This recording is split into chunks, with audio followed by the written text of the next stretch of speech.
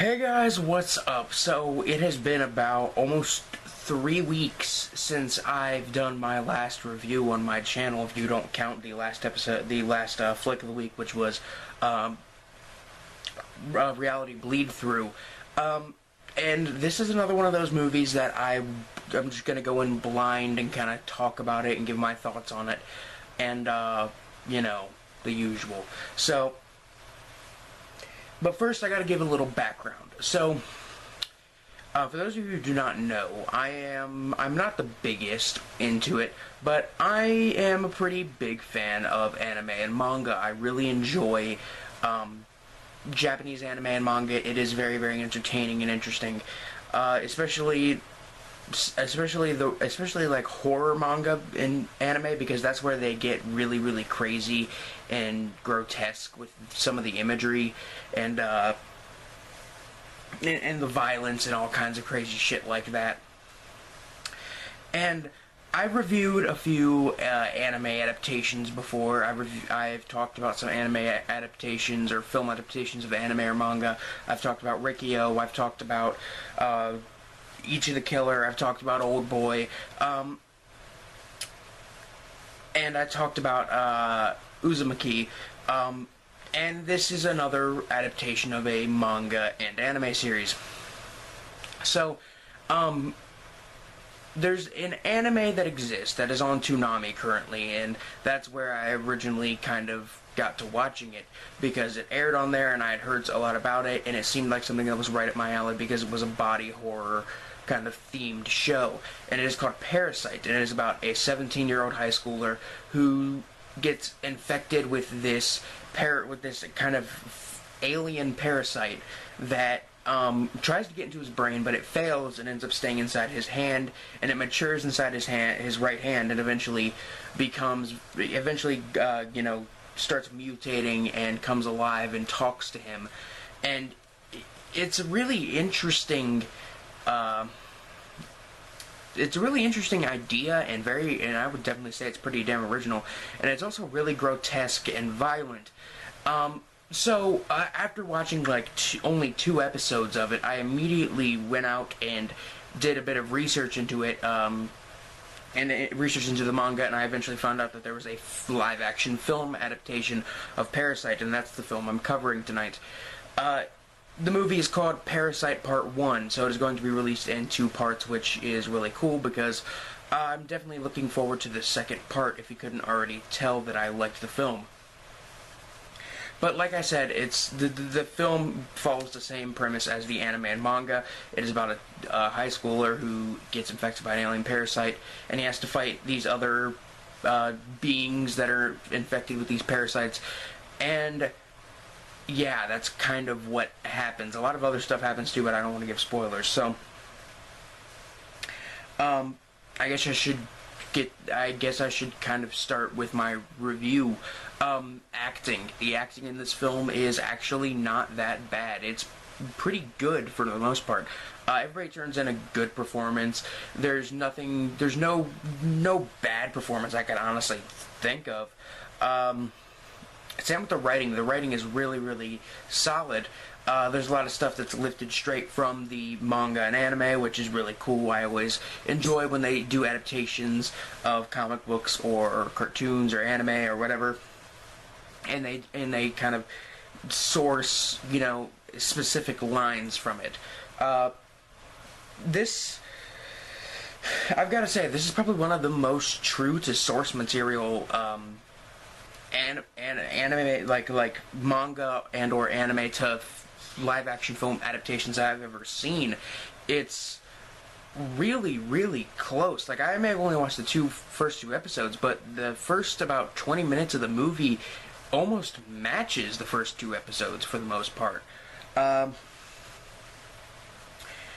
So I don't know where else to go with this. The characters are, the main character's really likable. Migi, his mutated hand, is also very, very cool, kind of cute and funny.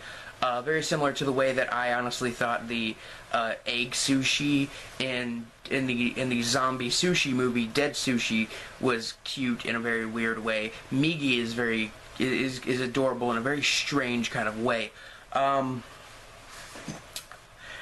Other than that, we have some villains who are really interesting. We have members of Migi's of Shinichi's family and stuff like that. Uh, I think I should get on to the effects now. Now, I am a bit of a Puritan. I will say this over and over again. I honestly think that practical effects are the way to go 99.9% of the time. Unless it cannot possibly be done with all of the robotics and makeup technology, or I guess makeup, you know what I mean. Advancements in makeup and robotics and stuff like that.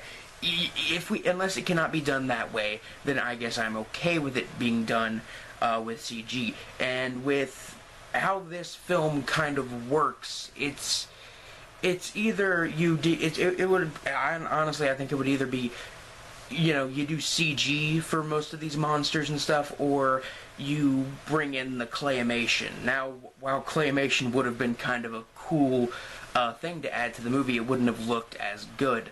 The CG in this movie is actually not that bad looking, although it's definitely not, 100% like realistic. It's kind of got that style going for it, the way each of the killer has that kind of CG gore style. Like, I honestly don't know how to describe it. Just the way it looks really kind of fits the universe and the look they're trying to go for with the film.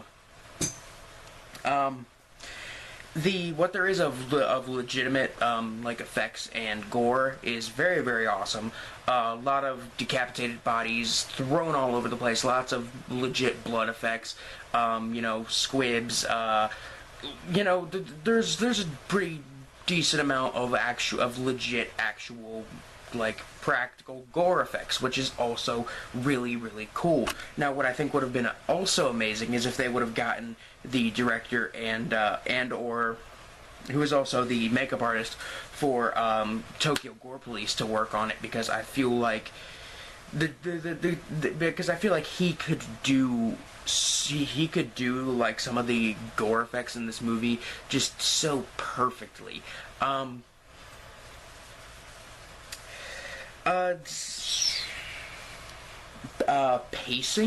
Pacing's pretty good. It's constantly entertaining.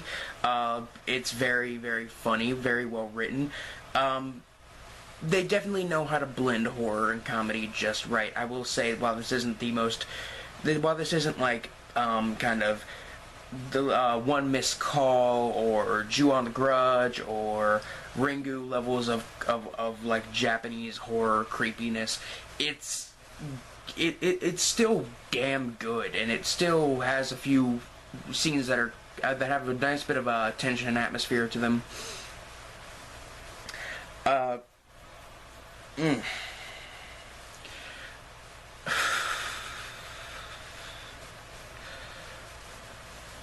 know I'm forgetting something.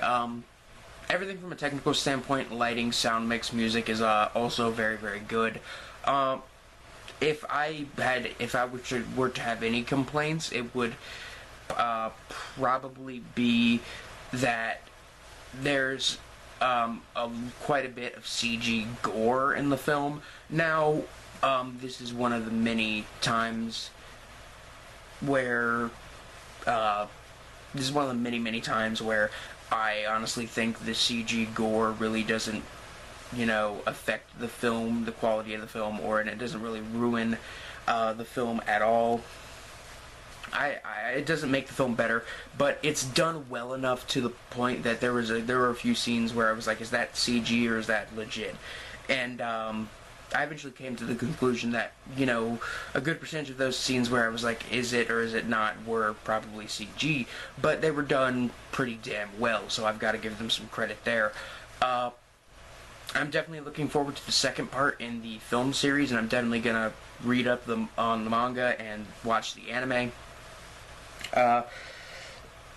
If I were to give this a rating on the gore meter from 1 to 10, 1 being something like Nosferatu and 10 being something like Peter Jackson's Brain Dead, it would probably fall in the 6, maybe like 5.5, 6 kind of area. It's definitely got a lot of really good gore effects. There's not, there isn't intestines flying everywhere. There's a lot of blood splatter, a lot of decapitation, stuff like that.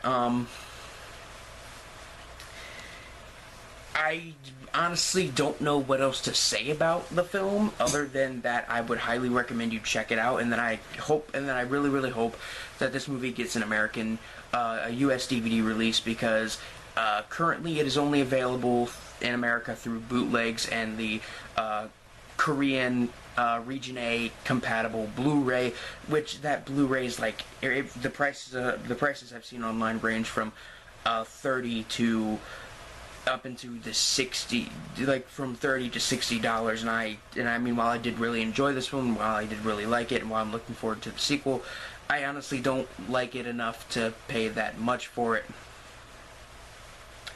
But in the terms of body horror genre, is it as good as The Fly or Videodrome or Society? I don't know. It definitely isn't one of the greats, but I